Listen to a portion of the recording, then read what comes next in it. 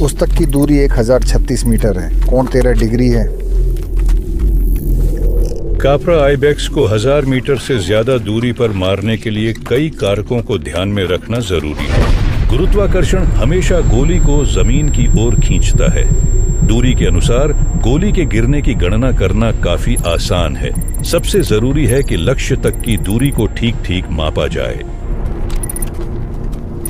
Kapra ibex ऊंचाई पर है, इसलिए लक्ष्य कोण संशोधन जरूरी है। गोली ऊपर से निकल जाएगी। गोली की प्रारंभिक गति पर बारूद के विस्फोट के समय उसकी तापमान का प्रभाव पड़ता है। जितना अधिक कारतूस का तापमान होगा, उतना ही अधिक बारूदी गैसों का दबाव बनेगा और उसी अनुसार गोली की गति भी बढ़ेगी। जैसे ही गोली चलाई जाती है, उसके रास्ते में हवा उसे रोकना शुरू कर देती है। हर अगले मीटर के साथ वह अपनी निर्धारित गति खोती जाएगी। हमें हवा का दबाव, उसकी नमी और तापमान को भी ध्यान में रखना चाहिए। 1053 मीटर। बैरल की राइफलिंग गोली को थोड़ा सा अधिक घुमाव देगी और जायरोस्कोपिक प्रभाव के कारण वह तुरंत अपनी निर्धारित दिशा से अपने घुमाव की ओर मुड़ने लगेगी। इस मामले में दाईं ओर। बैलिस्टिक्स में इस प्रभाव को डेरिवेशन कहा जाता है।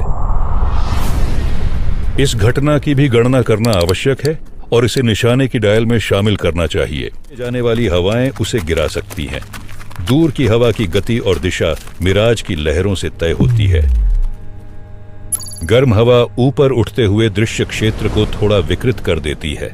वास्तव में लक्ष्य उस प्रक्षेपण से नीचे होता है जिसे निशानेबाज देखता है। और भी कई विवरणों को ध्यान में रखना ही पड़ेगा। बंदूक की नली का झुकाव पूरी तरह समाप्त करना जरूरी है। थोड़ा भी बाएं या दाएं झुकाव निशाने के स्थान को बदल देगा। कोरियोलिस बल का भी प्रभाव पड़ेगा, क्योंकि गोली घूमती पृथ्वी पर एक बिंदु से दूसरे बिंदु तक जाती है। कोरियोलिस का विचलन भौगोलिक अक्षांश और फायरिंग के अजीमुथ पर निर्भर करता है। देख रहे हैं, है ना? अंततः कापरा आइबेक्स खुले में आ जाता है और रुक जाता है।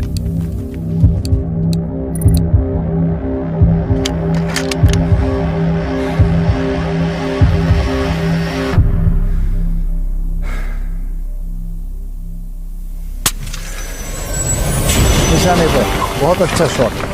1200 मीटर। बधाई हो। मैं प्रभावित हूँ। 1200। मैंने अपने 30 साल के कार्यकाल में ऐसा कभी नहीं देखा।